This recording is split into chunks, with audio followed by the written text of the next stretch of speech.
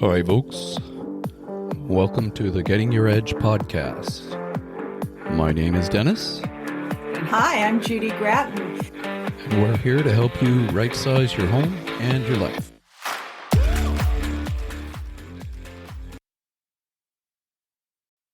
You are listening to episode 4 of the Getting Your Edge, How to Right-Size Your Home and Life podcast. This is your co-host, Dennis Day. We have an excellent episode called A Home Inspector's Guide to Home Maintenance.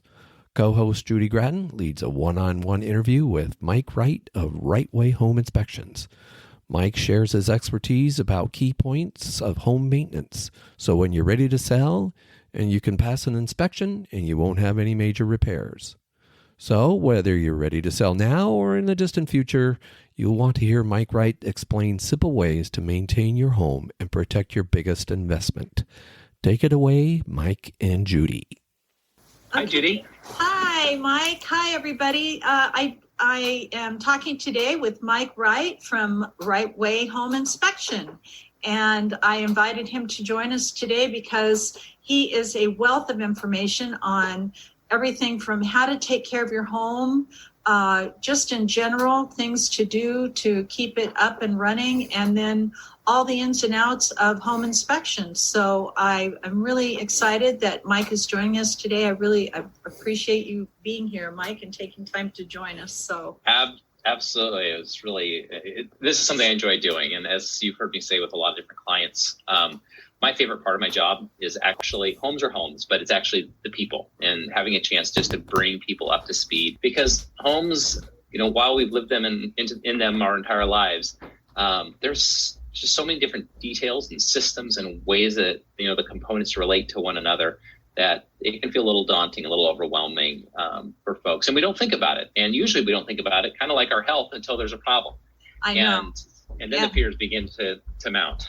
And as Mike mentioned, we've spent a lot of time together in many transactions, and that's the kind of the problem, is that he and I show up and then we discover what people haven't been taken care of for years and years and years. And so what I'm hoping that you may be able to take away from this video are some ideas of things that you can do to prevent big expenses when you go to sell your home.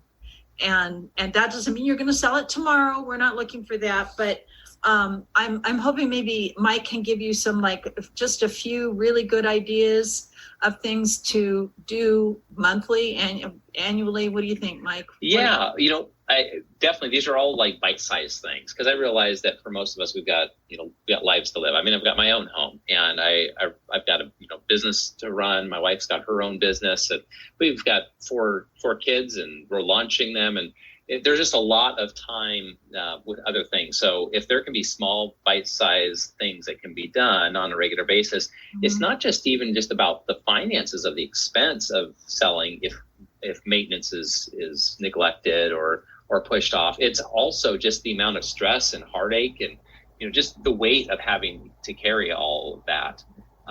And so there's a way that this can be done that can make this so much easier, because once you move into this, whether you're purchasing a home, but preparing your home to sell, there's so many components that are moving. And it can be a shock when you find out that you have neglected something and then discover the big issue under the house or over the house. Yeah.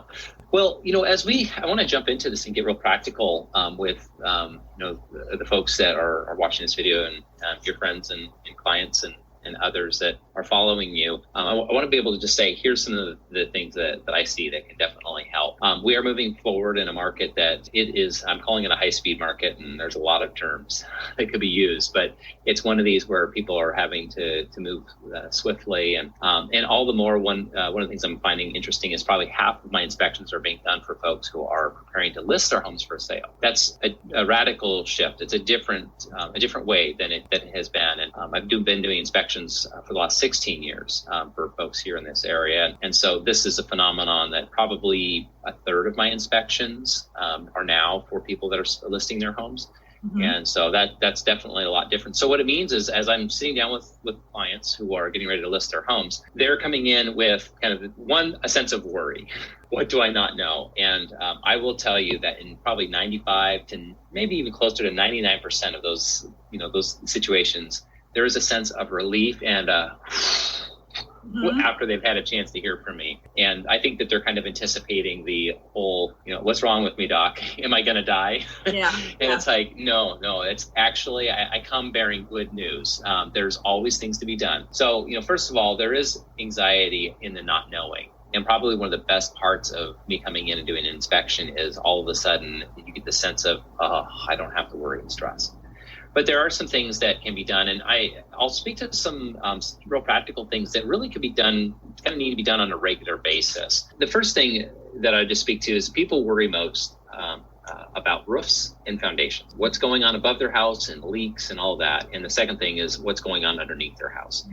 And obviously most people are not going to be getting on the roofs. And I actually, if there's one area that I highly encourage people to contract out and bring in somebody who has the equipment and the experience and the know-how, and that's doing roof maintenance and gutter cleaning, and treating for moss and those kinds of things. And our roofs here in the Northwest, we grow moss as well on our roofs as we do on our grass. And so it's really important to continue to maintain that on a regular basis. And before our interview, Judy, and many times before, we talked about the importance of, just like with your roof, let's keep brooms off of our roof. We don't need people pressure washing our roof. If we can stay on top of just the going ahead and treating it in a non-abrasive manner. And it can be as simple as getting like Tide detergent with bleach, just getting some of laundry soap, the powder laundry soap, and that can be used to just sprinkle on the ridge lines of a roof. So, if you've got one of these easy to access and maintain roofs, it could be as expensive as $20 and 20 minutes of your time each year to go ahead and put that on the ridge line and let the rain do the rest in terms of just treating that. It neutralizes the moss, and the moss will just detach from the shingles, and you eventually just have to clean that out of the gutters.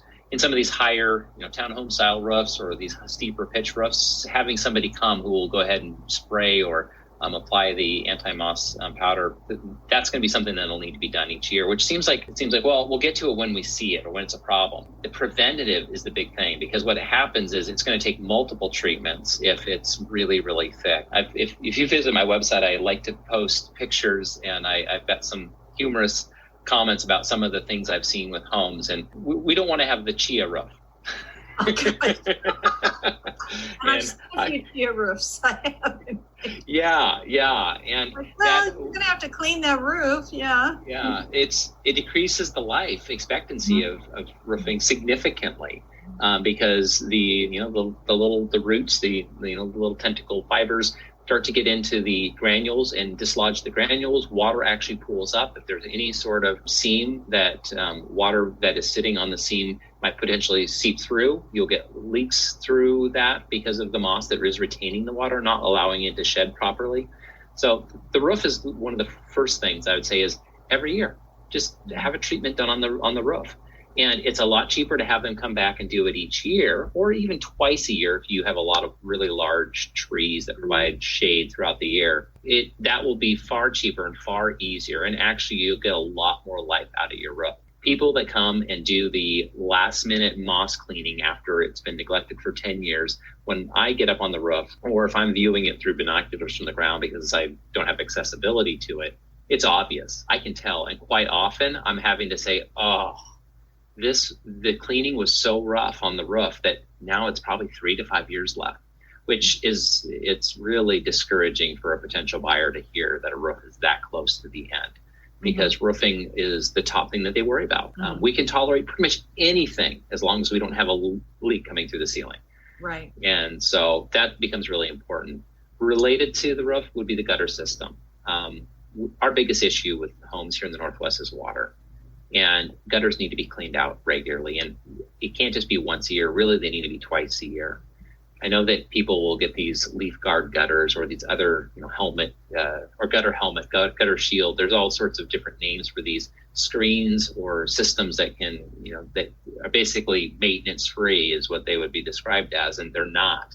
They actually have to be maintained just as regularly. And in some ways, they're harder to maintain because to properly inspect a gutter and ensure that there's no organics collecting in it, you actually have to remove those screens and have access to the inside of the gutters. So, before you spend $8,000 to $12,000 on a new gutter system that you hopefully will never have to clean out again, I'd say the one that's presently on your house, if it's in good working order, is probably the one to stick with, and continue to maintain and clean that at least twice a year. I have a list of things, and both of the roof treatment and the gutter clean out are on a list of things that I used to say, well, at the time change, do these activities. Maybe a better way to look at it, especially with the way the seasons work here, is to look at the winter solstice and the summer solstice, because let's get through the winter. We're going to put a link to your website with this video so they can find those, right? Excellent. Yeah, check that out, because I've got quite a few Fix It and Use It articles that, and one of those is providing the list of those things that needs to happen about every 6 months. So cleaning out the gutters is one of the other things that really important, because what ends up happening, and this relates directly to the next area that is really critical for folks, is when water collects up in the gutters and can't go down the downspouts properly, or if the downspouts come to drains and the drains are blocked, or if there's no splash block, those little plastic trays that direct the water away from the foundation, if those aren't present, the sheer quantity of water is going to pool up. And water, as I have said over and over again, water's brilliant. It's absolutely genius. It can always find the lowest point on the property, and it will find the shortest route to get there. And the lowest point on most properties is going to be the crawl space or the basement, the area dug out. And that brings us to the next thing that we can do. And I hate to even say this, because most people are like, I'm out. Nope. Don't count me in. I will tell you, when I first was looking at doing inspections in 2005, I had to go and check and see if I could actually handle this particular part of the house, and that's the getting into the crawl space. Yes, I know. I leave that one up to you every time. That's why I get paid. Yeah. Most people would be willing to do pretty much everything else I do, but that's the one that I think that most people are like, I'm not wanting to do. And taking a look in the crawl space is important. There's a couple parts in this process that's interesting, and I think, Judy, for you as the real estate agent, you probably see this, and you live in this area even more than I do as an inspector, because for a home inspector, we show up and we're looking at the technical. Is this component working? Is this functioning properly? We're looking at more of the actual systems and the appliances and things. But there is also the psychological part to the buying process. And I often talk about the way that people will kind of test out their house to see if it's in good working order. The kicking of the tires, so to speak. I just took my daughter through the process of purchasing her first car. And so, there's this process of finding the car, having a mechanic look at it. And I know enough about cars to do some basic maintenance, but when we're talking about like, how's the transmission doing, the alignment and the steering, system, there's some stuff that just, I don't know. That's why I go to my mechanic. And so what do I do? I kind of, when I show up there, if it was up to me, I'd kick the tires and see if they're holding air, check the window. Does it go up? Does it go down? How's the radio sound? Oh, there's good speakers. But that doesn't tell me how the car functions. And there's some psychological things, though, that become really important for people when they're coming to purchasing a home. And when it comes to the crawl space, we as inspectors go into crawl spaces, and I put it at the very end of my inspection. I save the best for last. I climb in there, and I'm looking for evidence of rodent activity. I'm looking for water that's pooling up, because, again, that tells me that can lead to a whole host of other issues or be reflective of some significant issues. And so I go into that crawl space kind of mentally prepared for anything, and physically prepared. You look like a spaceman. I know. Your goggles and your oxygen mask and all. Yeah. You can tell that it's not, there could be anything that goes on down there. And I, of course, got my long screwdriver in hand, just in case I encounter something. I've never had anything terrifying, but I will say this: when I come out of the crawl space and I'm about to meet with my client and I'm taking all this stuff off, if I got a smile on my face because it was a good experience, because it looks clean, because I was not having to go through stuff that was just, I'm going to go home and shower next after the inspection, there's something that gets communicated to my client because they're like, oh, relief. The crawl space is okay. Yeah. And so it's one of those things where, I'm looking at a technical component. I'm looking at something tangible that reflects the condition of the house. But I'm also communicating psychologically, and I'm not trying to like create something that's not. I'm just feeling that was a great crawl space. I was down there for 15, 20 minutes. You know what? I'm going to shake off my coveralls. I don't even have to wash them because it was spotless down there. No evidence of plumbing leaks. The insulation was all in its proper place. No signs of water. The water's draining properly outside the home. Mm-hmm. No evidence of plumbing leaks, checking all those various components. Good ventilation down there. The access was sealed up, so there's not going to be the potential for rodents. I mean, I look at all those things, and if it's all in good working order, awesome. And so the bottom line when it comes to a crawl space is, everyone is going to feel a little bit of the EBGBs climbing into a tight space like that. And no one wants to, bump up against, the occasional cobweb. If you can't get down there and just take a look because it is so messy, so gross, so scary, that's probably a sign that some work is going to need to be done down there. Mm-hmm. And so that's one of those little practical things is, this is not, a fear factor challenge. Can you get down and endure the crawl space? But can you get down there and confirm that this is an acceptable space? Like this, someone can get down here and do maintenance. Yeah. Listen to the looking for a vapor barrier to begin with. Yeah. Sure, there's one there. Is this a good starting place? And and that vapor barrier is just basically a black plastic, 6 millimeters, the typical plastic that gets put down. Yeah. And it basically provides a couple things. One is it helps reduce the amount of moisture that's coming up from the ground because moisture is naturally going to come up through the dirt. But it also provides a timeline. And so when I get down to vapor barriers, I'm looking to see, is there an evidence of past rodent activity? Because they're indiscriminate in leaving their messes. And so I will find evidence of them on the plastic.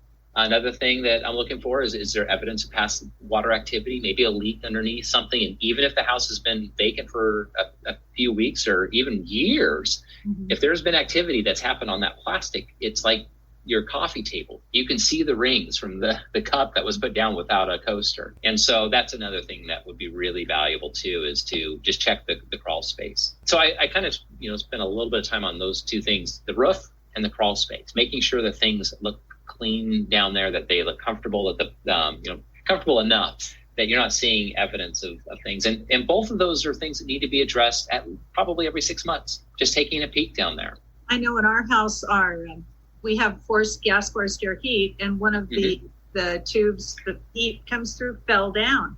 So we were heating the crawl space. We were not heating part of our house, and that was a waste of heat.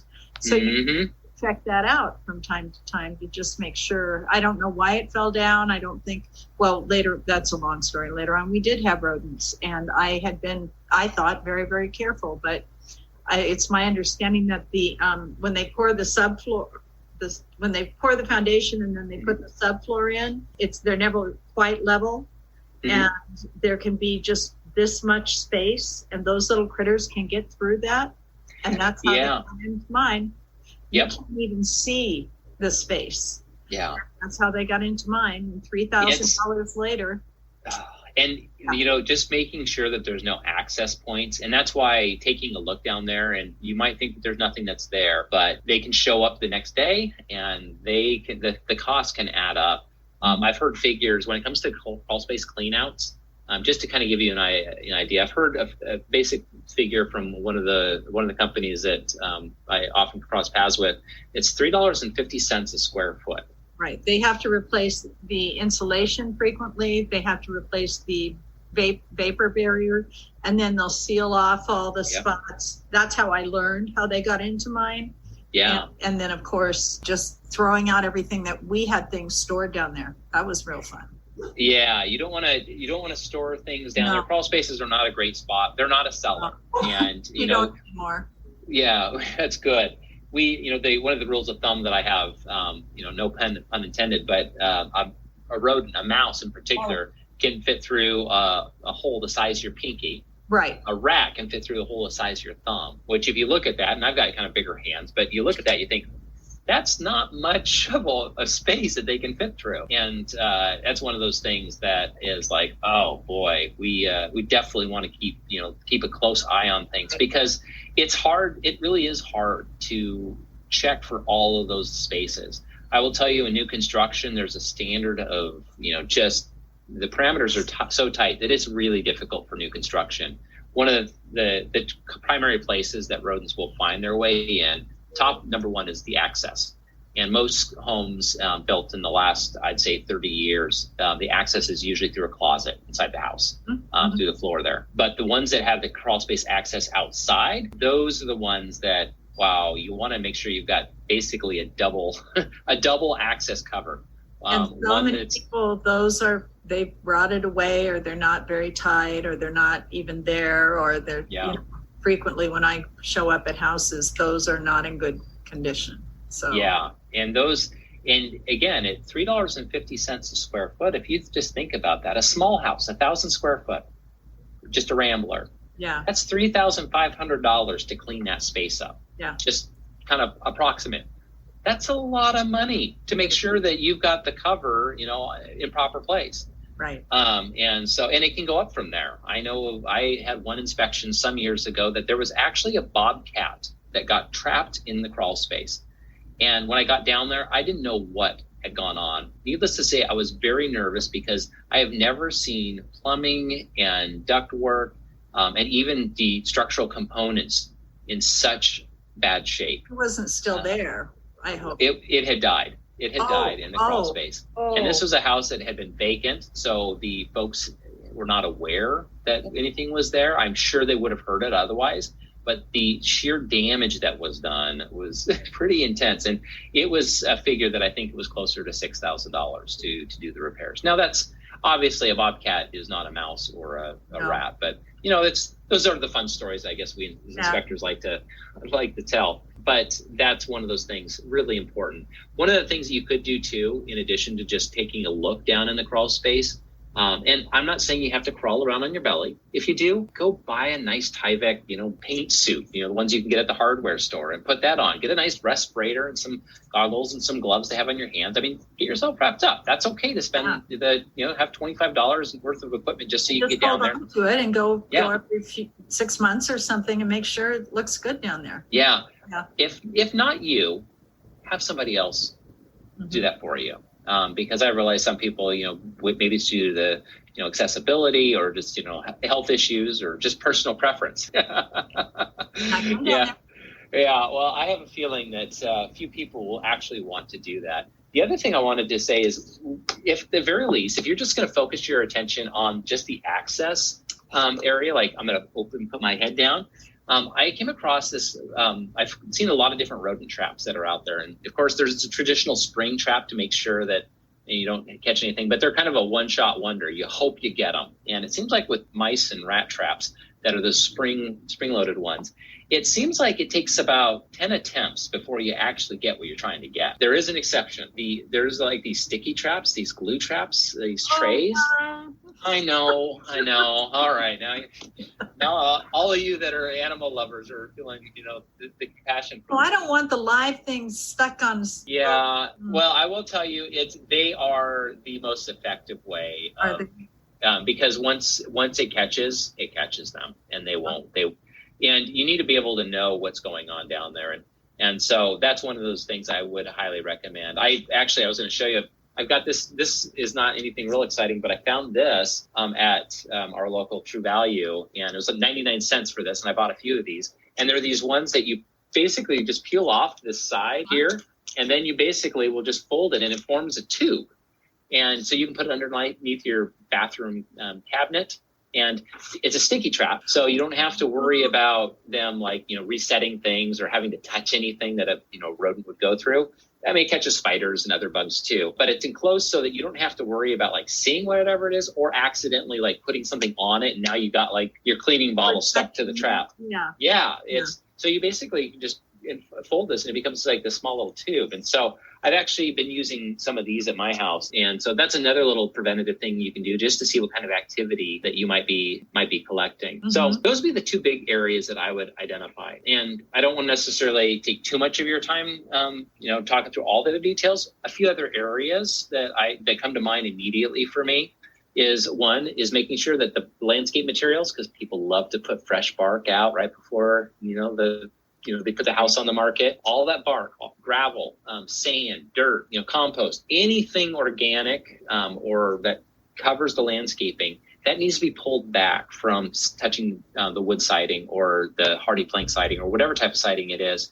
Ideally, we want to have about 6 inches that we can see. Part of that is to make sure that we don't have rot or wood-destroying organisms like carpenter ants or termites starting to feast upon the wood components. The other part of that is we want to be able to see what kind of activity is going on. And if you have a space of that concrete, the concrete foundation between the siding and the dirt, we can see if there's activity that's going on as inspectors. Yeah. Activity or disintegration of concrete type thing? Well, there is looking for cracking, of course, in the concrete, but specifically as it relates to just wood-destroying organisms, we're looking for evidence of activity because we'll see a line. Basically, they kind of create their little trail and mark it, and they will continue to follow that particular spot. So, and then also they do answer, creatures of opportunity, and they want to, specifically speaking to like carpenter ants or even moisture ants. The carpenter ants are the ones that we have probably some of the biggest issues with here in the Northwest. And we're looking, they're looking to basically work their way through landscape materials, get to a wood structure to create their nest within. And they want to do that in such a way that no creatures higher on the food chain can see them. Now they're the bigger, blacker ants, right? Yeah. And not to be too graphic, I describe them, they look bulbous like a blackberry. Right. Versus those little tiny, skinny, little tiny ones. The other one that's most common that we see that in my experience, they've tended here in the Northwest to be more kind of reddish. And they're probably about 3/8 of an inch or 1/4 of an inch. They're a little bit longer and thin. That the thatching ants are a little different deal. They can show up at houses and things, but they're basically creating little nests within like piles of pine needles or, and leaves and things. The carpenter ants are actually burrowing into sound wood material to create basically their own home within our home. And they're the ones that are usually, you'll see the big round holes in like firewood that's been sitting out too long. Or another lumber that's sitting out in the yard, decaying stumps. Those are all places. Firewood, lining your firewood up against the side of your house? I'm going to put them in the same category as landscape materials. Pull it away because, again, they're creatures of opportunity. If they can find a nice place that's safe, that hides them from potential predators, they're going to use that as a way of accessing your house. And our homes here in the Northwest, they're just big, giant piles of sticks in the minds and the eyes of carpenter ants and termites. They're excited for the opportunity to move in, and they'll have fun. So there's the idea of keeping the landscape materials pulled back, but there's also the vegetation. And this time of the year, right now, this is when we need to get to work. I've got a big yard. I love working outside. And one of the things I found, my home was built in 1968, and it seems like homes that were built from the 60s all the way through the late 90s, one of the favorite plants that people put right up against the house were rhodioes. It's such a thing. I mean, it's our state flower, and they do so well here, and they grow. I will tell you, the reason why they do so well here is because, this is the perfect climate for them. And we don't have to worry about treating them. They've got these soft, lacy petals and blossoms. And we think that they're these dainty bushes that, I don't want to hurt it. And you keep that under control. Let's not grow it up into the eaves and against the house and covering the whole side, because it does a few things. One is it makes it difficult to be able to see what's going on with your house back there and to repaint or, just general maintenance. It also provides direct access for carpenter ants who love to find branch lines. They provide access up into the siding and up into the attic even. It's true for rodents too. They will follow the branch lines. So mice and rats, if you want to know how they're getting into your attic, probably 9 out of 10 times it's following branch lines from shrubs or trees or other vegetation that are up directly against the house and providing access to the attic and to the eaves. So that's how they make their way in. So really, I would recommend don't have anything growing directly up against the house. I've seen these homes that they've got these trellises, and there's people that love the wisteria or the other vines, and they're gorgeous. I know, I love them. But I'm just letting you know that they are just inviting. They're basically an open door into the wood components of the house and the unseen spaces of the house. And when we get into a market, which is more of a buyer's market, we're not there now, but when inspections are done, that is always called by an inspector. Oh, yeah. Always, always, always, always. And so You're going to avoid that hassle if you just don't do it in the first place, especially things like wisteria. Well, I mean, it's hard to cut those back if they're big, but wisteria, it's almost impossible to cut that stuff down. I know, because I planted it once.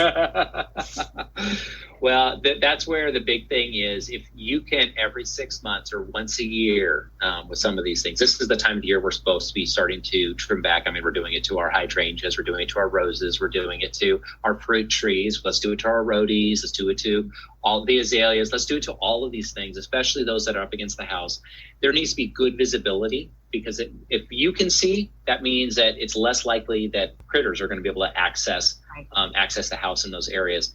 It reduces the wear and damage to paint on your siding. It reduces the wear and damage to gutters, to roofing shingles. And so, these trees, these big trees that tend to grow up against our homes, we want to keep those trimmed back. I think branches should be trimmed back at least 4 feet.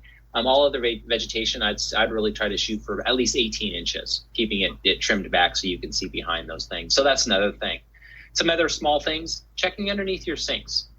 And do the touch test. And I always make sure my hand is always bone dry when I get ready to do this. And what I'll do is, because I don't like to have to get my head all the way underneath the sink, I'll go and I literally just will touch on the P-trap and the drain piping all the way up to where it connects to the bottom of the sink. And I bring my hand out and look, is it wet any place? Could I find any places of moisture? I do that with the shutoff valves that bring the hot and the cold water into the faucet. I'll check with my hand as well there and follow and look for any evidence of moisture. And really with those areas, all you have to do is check the bottom points of that, because again, water always follows the pipe all the way down to the lowest point, and then it drips to the bottom of the cabinet. And I realize, your cabinets are going to be filled with, cleaning supplies and, extra toiletries and things. So it can be sometimes difficult to really notice activity. So that's where the touch test can be a really helpful thing too. Checking beside the toilet too, looking for any sort of discoloring, or even just doing a gentle kind of rocking of the toilet to see, is it loose? If it's loose, that means that the wax ring underneath could potentially be leaking. So that would be another very simple thing to do as well. And I guess one of the other areas I find is it's a practical component, and you've got to check to see if this is working or not. But I actually think this is one that probably plays more into the psychological part of things, is make sure that every door and every window, both outside and inside the house, opens and closes properly and easily. Because that's one of those things, if you've got that door that just never quite latches, or you got to kind of push on it twice to get it to shut, or that window where you got to give a big jerk to it, well, when somebody shows up at the house and they're checking those things out, the doors and windows, in my experience, they're like the tires of the house. They are. People will, the door doesn't close right. Yeah. And all of a sudden, the whole house is being judged based on the front door. Yeah. And it could be a beautiful door. It could be a brand new door, but it's not latching properly. Right. And so that's a small thing. When people come in and every door and window open and close properly, it feels like a new house. Mm-hmm. They're walking away going, oh my gosh, this is terrific. I love this. And it's like the inspector coming out of the crawl space with a smile on his face, you like it. But they actually, there's not a lot of things that people will join me in with the inspection, but I watch them. I see what's going on. They're over in the kitchen and opening and closing every cabinet door. And it's like, that's not actually telling you about the total condition of the house, but they are actually seeing what it feels like to them. These don't line up, things that are so easy to fix, but it's they're looking for faults. They're looking for something. I suppose if you have a client who's thinking of selling their house and they go and they fix all the doors and the windows so they open and close, the danger in that is they might come to fall back in love with their house again. And maybe they won't want to sell it. I don't know. What about exterior paint? One of my horror stories with you were going to talk a little bit about pre-inspections for sellers having pre-inspections and how that's changing. I had a seller, we did not do a pre-inspection. We had multiple offers. It was bid up. This was a few years ago, so it was bid up about $30,000 over asking. They were thrilled to death, and then we had the inspection. And the inspector came back and discovered that this was what is that siding that goes this way? The siding that goes vertical. Oh, vertical. So it's quite often it's basically there's a cedar siding, or there's a plywood siding too that is probably the plywood siding. Okay, they would call it like a T111. T111, that was it. The T111, and from the outside it looked fine, but underneath it was wet. Mm-hmm. And so they came back and they had a bid of $30,000 to fix the siding.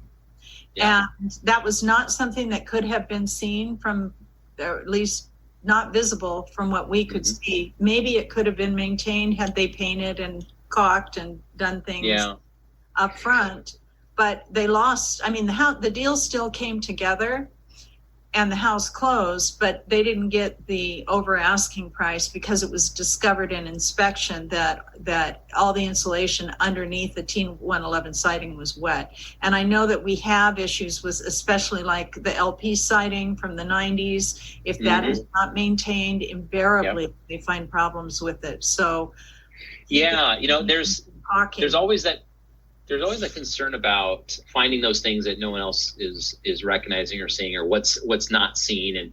And we as inspectors come in and provide our visual inspection, trying to provide a real good sense of what's going on, and that's where we're looking at the systems of how is it flashed, how is it installed, and then of course the condition of the exterior paint. Just kind of breaking this down a little bit. Exterior paint, basically we waterproof our house with a plastic coating called paint. Average life expectancy about 10 years. And if you buy a nicer, higher quality material, it's going to last you a little bit longer, maybe 12 to 15 years. We tend to find that the siding on our house that's on the south facing or the southeast or southwest, that tends to take the brunt of the sunlight, because year round we have sun on the south side of our house. We don't have it on the north here in the northern hemisphere. And so what we tend to have on the other side of our house is that's where often some of the organics begin to grow, the algae, the kind of the green discoloring stuff grows, and you kind of got to do a gentle pressure washing to clear that off the north side. But the south side is the side that we really watch for just the breakdown of paint. When paint is starting to look a little chalky, and it's easier to see with the darker color paints, and this is what I'm looking for with those. If it starts to look a little chalky, like, oh, I think I could wipe that off, or there's kind of this white look to it, that's telling you that the pigments are starting to break down. It's time to go ahead and paint that. If you're getting to the point where your paint is actually peeling, you've actually gone probably 3 to 5 years too long, because now you've actually probably doubled the cost of your painting project, because now everything is going to have to be scraped. And basically it's not just even adequate to do a pressure washing. You actually need to go ahead and scrape that down, because what happens is we're going to have to reapply paint. Well, not we, but you or the contractor will reapply, the primer and then put the top coats on. But they have to ensure that is, because where that paint is peeling, now you've got to make sure that the paint is going to bond to whatever that undercoat was, or maybe it's the bare wood itself. And so that's where painting is one of these projects that, you got to stay on top of that. You can't hold off on that. And what ends up happening is siding from homes built in the 50s, 60s, and 70s, some quality stuff. I mean, if you're looking at the beveled siding that kind of has that horizontal look, if you look at the bottom of that board and how it angles out, I mean, I've seen boards that are anywhere from 1 inch to 2 inches thick.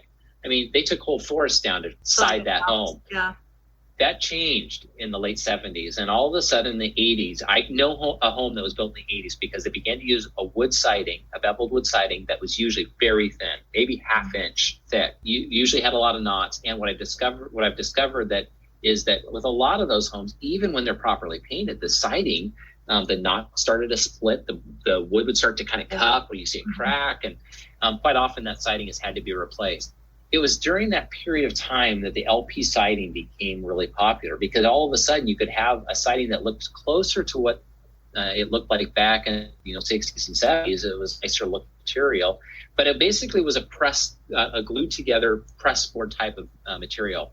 And if it wasn't properly painted, and that was the problem that happened in the late 80s all the way through, really, it's mid to late 90s is when that was still being put on in its form, that became problematic because moisture was getting in and started to expand. It got soft, organic growth, mushrooms and things you could see. Yeah, it was pretty bad in a lot of areas. But what the problem was, first and foremost, was about painting. Because when you're painting, you paint what you see, you don't paint what you don't see. And the part that most people don't see is when water comes down, it has that property that when it gets to an edge, it kind of hovers there. It's kind of that little, that little bubble before it drops. But what happens as well is it's wicking back up just a slight bit, and it would basically, on the bottom bevel edge of the siding, it would absorb into that. So that's where painting and caulking is a really important part of maintaining your siding. And LP siding had a problem, and they were able to fix it. LP siding is still being used to this day. It's a good, trustworthy material, but I'll tell you, it doesn't matter whether you have wood siding or hardy plank, the concrete siding, or if you have traditional wood siding. If you're not going to keep it properly painted, moisture is going to get into it, and it's going to cause splits, and it's going to cause splits wherever there's a penetration in the grain. Just the basic idea with wood is it's essentially water impervious. Its strongest side is with the grain. And so that's the side that you see. But wherever you put a puncture, wherever there's a knot, or wherever there's a cut in, that's the area that's susceptible to water getting into the grain. So it's the cross grain that's really susceptible to moisture. Keep that in mind when you're thinking about decks or fences and things like that. That's the areas that are susceptible to moisture. And because I look outside and it's wet and cold, and it will continue to be this way, we know, for the next few months, our exterior siding is being exposed to water most of the year. Right. And keeping on top of the painting and keeping on top of the caulking is going to be really important. Right. And if there's suspicion or concern about the installation of it, I'm happy to look at that. One of the things I'm willing to do, Judy, is if you or anyone that has a question or concern about something that they've seen on their house or a house that you're visiting, feel free to give me a call, text over a picture. I'll just give you my 2 cents. Obviously, it helps to actually be on site, but I realize that sometimes in the moment you just got a question or concern, and you just need someone to be able to reach out to and say, hey, what do you think about this? Or should this be looked at further? Let me know, because I'm happy to be that ongoing resource to say, yeah, that looks a little off. You should look at that a little bit more. But that's one of those things that I would say, if you see some concerns related to the siding installation, or have concerns about moisture related to it, let me know. I could look at that. But stay on top of the painting, and painting season is coming. Yay! May and June, this is the time when we want to get to those projects. And I want to be a half glass full guy. I know painting is expensive. No one likes the prep. No one likes the cleanup of paint. But I will tell you, there is nothing you can do to your house to transform the look more than to put a fresh coat of paint on the exterior siding. It looks great. Oh, Mike, and I will tell you, I have worked with a lot of inspectors, but one thing I love about Mike is he is a half full guy, and he'll always give you ways to fix things, and it's never a doom and gloom. I've worked with people where it's doom and gloom. Even when it's a broken light bulb, you would think the house burned down. So I love the way you present the situation and immediately talk about, well, we can do this. You have this option, this option, this option. And people walk away feeling, well, I can get this done. This works. I can do this. So I appreciate that about you. Thank you very much for you bet. Attitude. So yeah, well, I'm glad to be able to be a resource and be a help. And I know how daunting it is to own a home. I know I've owned a couple in my life so far, and have had everything I've talked about, I've had to do myself. So I speak from some personal experience, and I feel the emotion of the ups and the downs of what it feels like sometimes with these projects. So I'm happy to be able to continue to help put things in their proper perspective. Wonderful. Well, I think maybe we've talked long enough today. Maybe Yeah. I'll have you come back and we'll talk about pre-inspections on another. Oh, that I would love to do that. I'd be happy to do that. Oh, thank you so much, Mike. Thank you for joining me today. You're welcome, Judy. And will you email me the link so I can add the link to your website to our conversation? Definitely. I'll do that now. Great. Have a great weekend. Thanks. You too. Take care. Bye-bye. Thank you, Judy and Mike. You gave our listeners a lot to work on and think about. This episode was taken from a recorded video with the same content. If you're interested in viewing that video, a direct link of the YouTube video will be posted in the description. Thanks for listening. This is Dennis Day of the Edge Group Real Estate Team saying goodbye. That's it, folks. Thanks for listening. And stay tuned for future episodes wherever you get your podcasts. Thanks. Goodbye.